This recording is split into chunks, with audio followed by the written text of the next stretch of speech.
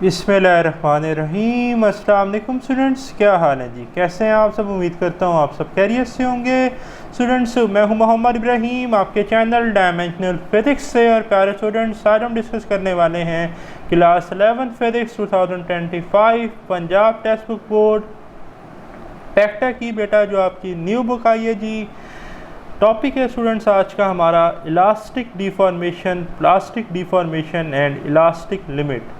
बेटा मार्क कर लें, आज का वीडियो लेक्चर एमसीक्यूज़ और short question point of view से काफ़ी इंपॉर्टेंट है। इस टॉपिक में बेटा बहुत सारे एमसीक्यूज़, बहुत सारे शॉर्ट क्वेश्चन छुपे हुए हैं और उनमें से कोई ना कोई आपके एग्ज़ाम में लाजमी बेटा आता ही आता है। तवज्जो से आपने लेक्चर को सुनना है, समझना है। आज का लेक्चर काफ़ी आसान है, काफ़ी सिंपल है, ठीक है जी। और एक एक चीज़ इसकी बड़ी इंपॉर्टेंट है, तो आपने ज़रा कंसंट्रेशन के बाद मेरी बात को सुनना और समझना है, ठीक है। अच्छा, सबसे पहले बात और बड़ा ही इंपॉर्टेंट पॉइंट कि बेटा आप दो टर्मिनोलॉजीज़ तो जानते हैं, स्ट्रेस और स्ट्रेन। स्ट्रेस क्या होती है जी? Deforming force per unit area, जो कि किसी ऑब्जेक्ट की लेंथ, वॉल्यूम या शेप में बेटा चेंज लाती है, ठीक है जी। और स्ट्रेन होता है measure of deformation. Measure of deformation mean के कितना लेंथ में चेंज आया, कितना वॉल्यूम में आया, कितना शेप में आया, ठीक है। तो स्ट्रेस लगाने से स्ट्रेन प्रोड्यूस होता है, ठीक है। या आप ये कह सकते हैं कि स्ट्रेन जितना प्रोड्यूस करना है उतना स्ट्रेस लगाना पड़ता है। तो इसका मतलब अगर स्ट्रेन इंडिपेंडेंट क्वांटिटी है मेरे बेटा, तो स्ट्रेस क्या है? डिपेंडेंट क्वांटिटी है। तो स्ट्रेस किस पे डिपेंड कर रहा है? स्ट्रेन पे। भाई अगर आपने ज़्यादा स्ट्रेन प्रोड्यूस करना है तो आपको ज़्यादा स्ट्रेस लगाना पड़ेगा। मीन के स्ट्रेस डिपेंडेंट है ऑन स्ट्रेन। तो इंडिपेंडेंट क्वांटिटी को हम बेटा प्लॉट करते हैं लॉन्ग एक्स एक्सिस, और डिपेंडेंट क्वांटिटीज़ को हम क्या करते हैं? प्लॉट करते हैं ऑन वाई एक्सिस। अच्छा, अब यहाँ पर कुछ पॉइंट्स आपको नज़र आ रहे होंगे ए बी सी डी। अब यहाँ पर आपको स्ट्रेसेस की कुछ वैल्यूज़ नज़र आ रही हैं, like sigma P, sigma E, sigma M और सिग्मा एफ। अब सिग्मा पी प्रोपोर्शनल लिमिट है, ठीक है जी। सिग्मा ई इलास्टिक लिमिट है, इसे हम इलास्टिक स्ट्रेस भी कहते हैं। इसी तरह सिग्मा एम जो है ये यूटीएस पॉइंट है, अल्टीमेट टेंसाइल स्ट्रेंथ का, जिसे हम मैक्सिमम स्ट्रेस भी कहते हैं। सिग्मा एफ इसी तरह फ्रैक्चर स्ट्रेस है। अब ये चारों पॉइंट, चारों बातें क्या हैं, ये सारी आज हमने समझनी है, ठीक है। तो ये काम हम नॉर्मली करते हैं टेंसाइल टेस्ट के लिए किसी भी मटेरियल का, ठीक है। तो यहाँ से यहाँ तक तो पहले जर्नल बात है कि ये कर्व बनती कैसे है। तो ज़रा बात को समझते हैं कि in a tensile test metal wire is extended at a specified deformation rate and stresses generated in the wire during deformation are continuously measured by a suitable electronic device fitted in the mechanical testing machine। होता क्या है बच्चों? For example मेरे पास ना एक wire है और वो वायर मेरे पास किसी भी मटेरियल की है। आप सपोज कर लें स्टील की वायर है। मेरे पास ना एक मैकेनिकल टेस्टिंग मशीन होती है। उस मैकेनिकल टेस्टिंग मशीन में मैं उस वायर को रखता हूँ, ठीक है जी। और जब मैं उसके ऊपर लोड डालना शुरू करता हूँ, ठीक है जी, वेट डालना शुरू करता हूँ, मीन के मैसेज बढ़ाता हूँ, स्लॉटेड मैसेज, जैसा कि हमने सर्ल ऑपरेटर्स में किया था, जिससे हम young modulus of a wire क्या करते थे? कैलकुलेट। उसी तरह की आप डिवाइस अपने माइंड में कंसीडर कर लें कि जो मैं उस पर लोड बढ़ाता जा रहा हूँ एक्सपेरिमेंटल वायर पे, तो उसके अंदर स्ट्रेन प्रोड्यूस होगा। लेंथ में आ रहा है तो टेंसाइल स्ट्रेन होगा, तो इसका मतलब मैं उस पर टेंसाइल स्ट्रेस अप्लाई कर रहा हूँ। तो जब वो डिफॉर्मेशन इसमें प्रोड्यूस होगी तो वहाँ से ये जो हमारे पास इलेक्ट्रॉनिक डिवाइस जो उसमें ऑलरेडी फिटेड होती है, वो मुझे स्ट्रेस और स्ट्रेन की वैल्यूज़ प्रोवाइड कर देती है। उससे बेटा होता ये है फोर्स एलोंगेशन डायग्राम, जैसे हम स्ट्रेस स्ट्रेन ग्राम भी कहते हैं, डायग्राम भी कहते हैं। तो ये लिखा है, देखिए, फोर्स एलोंगेशन डायग्राम और स्ट्रेस स्ट्रेन कर्व। आगे जिक्र के स्ट्रेस स्ट्रेन कर्व भी से हम कहते हैं ना, is plotted automatically on X Y chart recorder. तो जो आपके पास एक्स वाई प्लेन या एक्स वाई चार्ट रिकॉर्डर है, वो ऑटोमेटिकली जो आपको स्ट्रेस और स्ट्रेन की वैल्यूज़ मिली उस मैकेनिकल टेस्टिंग मशीन से, वो उसको प्लॉट करके आपको स्ट्रेस स्ट्रेन कर्व प्रोवाइड कर देता है, ठीक है। A typical stress strain curve for ductile material is shown in figure 5.5। अब भाई मटेरियल दो तरह के होते हैं, डक्टाइल मटेरियल और ब्रिटल। ब्रिटल होते हैं the substance which are break just after elastic limit, ठीक है। जो उनमें सिर्फ ओ से लेकर ए तक का रीजन होता है, ए से बी तक का। ये जो आगे रीजन नज़र आ रहे हैं सी और डी एग्जिस्ट ही नहीं करते। किस में कह रहा हूँ मैं? ये मैं आपको कह रहा हूँ ब्रिटल में। ब्रिटल में आपको ये कर्व मिलेगी सिर्फ ओ से बी तक, ठीक है। तो डक्टाइल में ये है कि आपके पास ये ओ से लेकर डी तक का रीजन, यानी कि इसमें यूटीएस भी आ जाता है, फ्रैक्चर स्ट्रेस भी आ जाता है, ठीक है। तो ये क्या है, ये एंड में लिखे हुए इस बुक में, मैं वहाँ पर डिटेल में एक्सप्लेन भी कर दूंगा। फिलहाल इतना याद रखिएगा, डक्टाइल मटेरियल ऐसे मटेरियल होते हैं, the material which undergo plastic deformation until they break, जो इलास्टिक डिफॉर्मेशन के बाद प्लास्टिक डिफॉर्मेशन में भी जाएं और उसके बाद जाकर टूटें। ब्रिटल क्या होते हैं, the substance which break just after elastic limit is reached, यानी कि इलास्टिक लिमिट आई, इलास्टिक लिमिट रीच हुई, जैसे ही इलास्टिक लिमिट आई तो वो टूट गए, यानी कि इस बी पॉइंट पर आके वो टूट जाते हैं, ठीक है। और जो डक्टाइल है वो डीप पॉइंट पर आकर टूटते हैं। अब ये सारे पॉइंट्स क्या हैं, मैं सारे तफसील से एक्सप्लेन करूँगा क्योंकि इस बुक में सारे तफसील से लिखे गए हैं। तो देखें, हमें ये टिपिकल स्ट्रेस स्ट्रेन कर्व मिली है जो कि फिगर 5.5 में, ठीक है, जिस stress strain curve for a typical ductile material.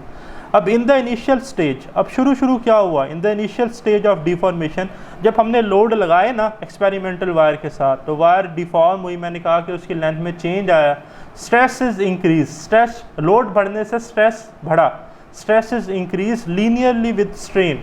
Linearly कहते हैं कि जितना ज़्यादा स्ट्रेस में चेंज आ रहा है उतना ज़्यादा स्ट्रेन प्रोड्यूस हो रहा है, ठीक है।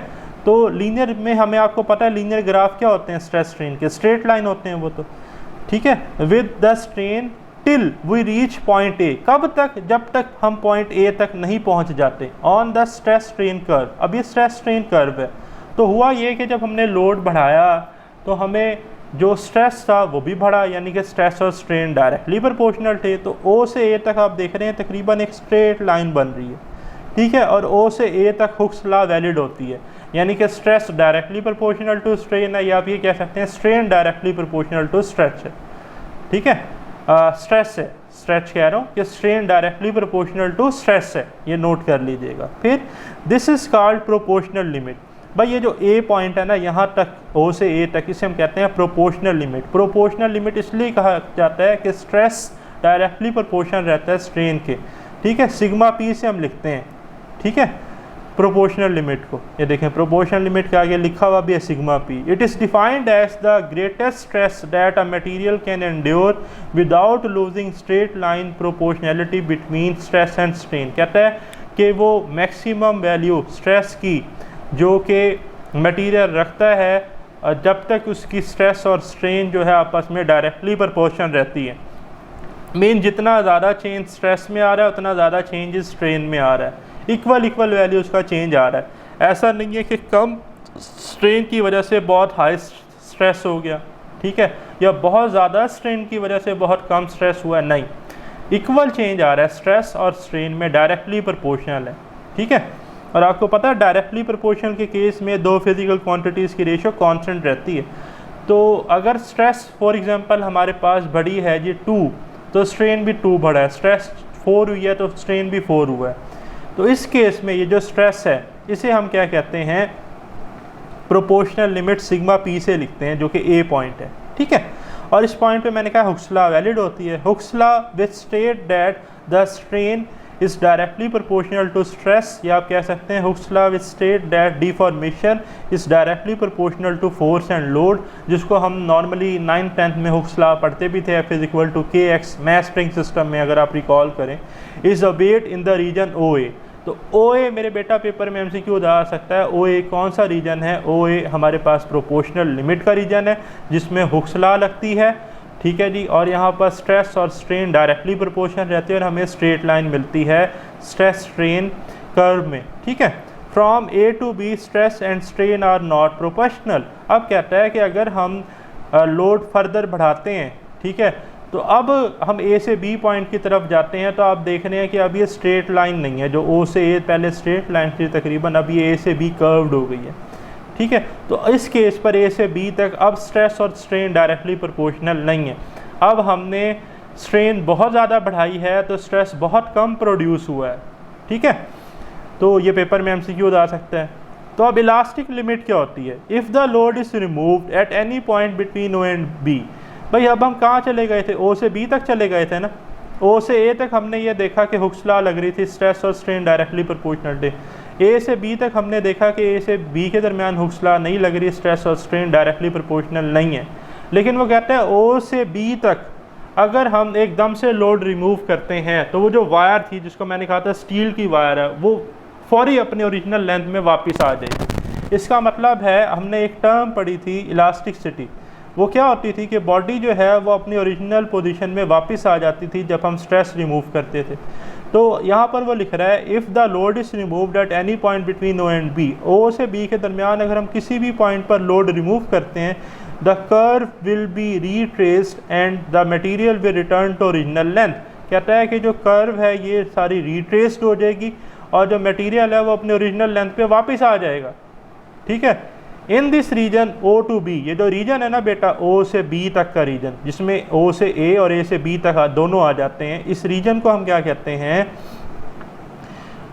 देखें यहाँ से देखें, in the region O to B, यानी कि ओ से ए और ए से बी दोनों आ जाते हैं, the material is set to be elastic. Material को क्या कहते हैं, इलास्टिक कहते हैं, क्योंकि मटेरियल अपनी ओरिजिनल शेप, साइज और लेंथ में वापस आ रहा है और इसी को हम इलास्टिसिटी कहते थे। The point B is called yield point. भाई ये जो पॉइंट बी है ना, इस पॉइंट को हम यील्ड पॉइंट भी कहते हैं, पेपर में एमसीक्यू आ जाता है, मार्क कर लें। और इस बी पॉइंट पर जो हमारे पास लिमिट है इसे हम कहते हैं इलास्टिक लिमिट। ए पॉइंट पे कौन सी लिमिट थी, प्रोपोर्शनल लिमिट। बी पॉइंट पे जो लिमिट आ रही है इसे हम क्या कहते हैं, इलास्टिक लिमिट, सिग्मा ई से लिखते हैं।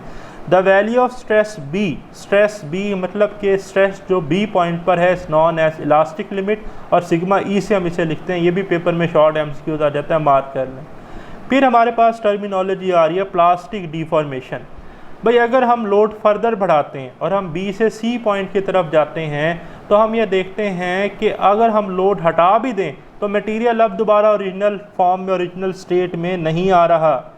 ठीक है, यही बात प्लास्टिक डिफॉर्मेशन में लिखी है और इसको हम प्लास्टिसिटी कहते हैं। If the stress is increase beyond the yield stress और इलास्टिक लिमिट, कहता है कि अगर हम क्या करें, स्ट्रेस को इतना इंक्रीज कर दें कि हम बी से आगे चले जाएँ।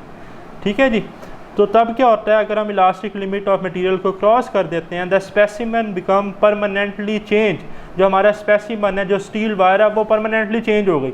अगर अब हम लोड रिमूव भी कर देते हैं तो वो अपनी ओरिजिनल हालत में वापस नहीं आएगी, and does not recover to its original shape और dimension after the stress is removed. यही मैंने कहा ना, अगर अब हम स्ट्रेस ख़त्म भी कर देते हैं, किस रीजन की बात कर रहा हूँ, बी से सी रीजन की, अगर हम स्ट्रेस ख़त्म भी कर देते हैं तो अब वो मटेरियल अपने ओरिजिनल शेप में, साइज में, लेंथ में, वॉल्यूम में वापस नहीं आएगा। This kind of behaviour is called plasticity. यहाँ से लेकर यहाँ तक मार्क कर लें, ये प्लास्टिसिटी की डेफिनेशन है। ठीक है जी, the region of plasticity is represented by portion on the curve B to C. तो भाई जीरो से, जीरो कह रहा हूँ, ओ से, या जीरो भी वैसे कह सकते हैं, रीजन के कोऑर्डिनेट 0 0 ही होते हैं। ओ से बी तक का जो रीजन था ये इलास्टिसिटी का क्या था, रीजन था। यही हमने कहा ना, यहाँ बल्कि आप ए से बी लिखा हुआ है ना, तो आप मुनासिब रहेगा कि आप इसे लिखें ओ से बी तक। ओ से बी तक का जो रीजन है वो इलास्टिसिटी का रीजन है, जबकि बेटा बी से सी तक का जो रीजन है ये प्लास्टिसिटी का रीजन है। इलास्टिसिटी में लोड रिमूव करने से, वेट रिमूव करने से मटेरियल अपने ओरिजिनल डायमेंशन में वापस आ रहा है। प्लास्टिसिटी में लोड रिमूव करने से, वेट रिमूव करने से ओरिजिनल अपनी ओरिजिनल डायमेंशन में, रिकवर स्टेट में वापस नहीं आ रहा। ठीक है, अच्छा, द पॉइंट सी, अब ये जो हमारे पास पॉइंट सी है इन figure 5.5 represent the UTS, ultimate tensile strength, जिसे बेटा हम सिग्मा एम ऑफ मटेरियल कहते हैं, यानी कि मैक्सिमम स्ट्रेस। ठीक है, तो सिग्मा एम क्या है, इस पॉइंट सी को कहते हैं यूटीएस, अल्टीमेट टेंसाइल स्ट्रेंथ, और सिग्मा एम इसमें क्या है हमारे पास, वो मैक्सिमम स्ट्रेस जो मटेरियल बर्दाश्त कर सकता है, उसके बाद मटेरियल ने टूट जाना है। ठीक है, the UTS is defined as the maximum stress that material can withstand, वो मैक्सिमम स्ट्रेस जो मटेरियल बर्दाश्त कर सकता है, and can be regarded as the nominal strength of the material. ये आखिरी लिमिट है मटेरियल की कि जितनी वो बर्दाश्त कर सकता है, इससे ज़्यादा वो बर्दाश्त नहीं कर सकता। Once point C corresponding to UTS is crossed, कहता है कि अगर आप इस पॉइंट सी को भी क्रॉस कर जाएं, वेट और ज़्यादा बढ़ा दें, तो ये आप डी पॉइंट की तरफ जा रहे हैं, तो इसे कहते हैं फ्रैक्चर स्ट्रेस सिग्मा एफ, तो मटेरियल टूट जाएगा। ठीक है, ये बात ज़रा तवज्जो से देखिएगा। Once point C corresponding to UTS, ultimate tensile strength is cross, C से आगे निकल गए, the material breaks at point D, D point पे मटेरियल टूट गया, regarding as fracture stress sigma F से हम इसे लिखते हैं। ठीक है, तो शॉर्ट समरी एक दफ़ा मैं रिवाइज कर दूं कि 0 से ए तक जो रीजन था इसमें हुक्सला वैलिड थी। ठीक है जी, और इस लिमिट को हम कहते थे प्रोपोर्शनल लिमिट, जिसमें स्ट्रेस और स्ट्रेन डायरेक्टली प्रोपोर्शनल थे। ठीक है, ए से बी वो रीजन था जिसमें हुक्स लॉ वैलिड नहीं थी, स्ट्रेस और स्ट्रेन डायरेक्टली प्रोपोर्शनल नहीं थे। ओ से लेकर ए और ए से बी, यानी कि ओ से बी तक जो हमारे पास रीजन है बेटा, ये वो रीजन था जो कि इलास्टिसिटी का रीजन है। अगर हम वेट रिमूव करते थे तो मटेरियल अपने ओरिजिनल स्टेट में वापस आ जाता था। बी से सी हमारे पास वो रीजन है कि अगर हम वेट रिमूव करते हैं तो मटेरियल तब भी अपने ओरिजिनल शेप में वापस नहीं आता, जिसे हम प्लास्टिसिटी रीजन कहते हैं। ओ से बी तक इलास्टिसिटी रीजन है, बी से सी तक प्लास्टिसिटी रीजन है। ठीक है, फिर हमारे पास बी पर जो पॉइंट है इसे हम क्या कहते थे जी, ये हमारे पास था इलास्टिक लिमिट। इसी तरह सी पॉइंट जो हमारे पास था इसे हम कहते थे सिग्मा एम, जो कि यूटीएस था, अल्टीमेट टेंसाइल स्ट्रेंथ। ठीक है जी, जो कि मटेरियल मैक्सिमम स्ट्रेस बर्दाश्त कर सकता है। सी पॉइंट के बाद अगर हम डी पॉइंट पर जाते हैं तो मटेरियल टूट जाएगा, और इसे हम सिग्मा एफ यानी कि फ्रैक्चर स्ट्रेस कहते हैं। एक चीज़ और नोट कर लें, बी पॉइंट को हम यील्ड पॉइंट भी कहते हैं, मीन कि इलास्टिक लिमिट को ही यील्ड पॉइंट भी कहा जाता है आसान लफ्ज़ों में। तो ये सारी समरी थी। अब चलते हैं, वो जो दो टाइप्स थी हमारे पास मटेरियल की, डक्टाइल सब्सटेंस और ब्रिटल सब्सटेंस। नॉर्मली बेटा ये पेपर में ना शॉर्ट क्वेश्चन आ जाता है कि differentiate between ductile substance and brittle substance.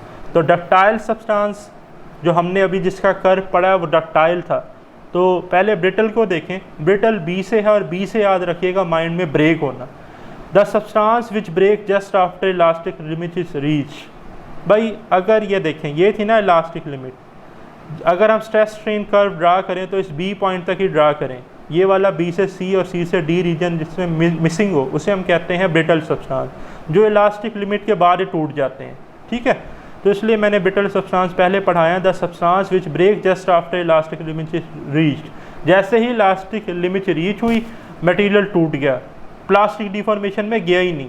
And knowing as a brittle substance, for example glass हो गया, हाई कार्बन स्टील, ये सारे ब्रिटल हैं। मोर ओवर ब्रिलियम बिस्मिथ, ठीक है जी, इसी तरह क्रोमियम आल्सो ब्रिटल मेटल्स। तो ब्रिटल मेटल्स पेपर में एमसीक्यूज आ सकते हैं, कौन से हैं, तो उसमें ब्रिलियम है, बिस्मिथ है, क्रोमियम है, ये पेपर में एमसीक्यूज आते हैं, मार्क कर लें, शॉर्ट क्वेश्चन भी आते हैं। अब डक्टाइल सब्सटेंस क्या है, substance which undergo plastic deformation until they break. Brittle में क्या था कि इलास्टिक लिमिट आई है, इलास्टिक लिमिट नहीं आई, इलास्टिक लिमिट आते ही टूट गए। डक्टाइल क्या है, ताकतवर है कि पहले इलास्टिक लिमिट आई, फिर प्लास्टिक लिमिट आई, फिर उसके बाद जाके टूटे। ये substance which undergo plastic deformation until they break are also known as ductile substance. For example lead हो गया, कॉपर हो गया, wrought iron are ductile substance. तो मार्क कर लीजिएगा, पेपर में एमसीक्यूज भी आ सकता है, शॉर्ट क्वेश्चन भी आ सकता है। अगर लेक्चर समझ आया तो प्यारे स्टूडेंट्स बेल आइकन को लाजमी प्रेस कीजिएगा। होप सो आपको सारे पॉइंट्स क्लियर हो गए होंगे। स्टिल अगर आपका कोई क्वेश्चन है तो बेटा कमेंट्स में ज़रूर डिस्कस कीजिएगा। अल्लाह ताला आपका हामी और नासिर हो, अल्लाह ताला आपको बरकत और कामयाबी अता फरमाए। खुदा हाफिज़।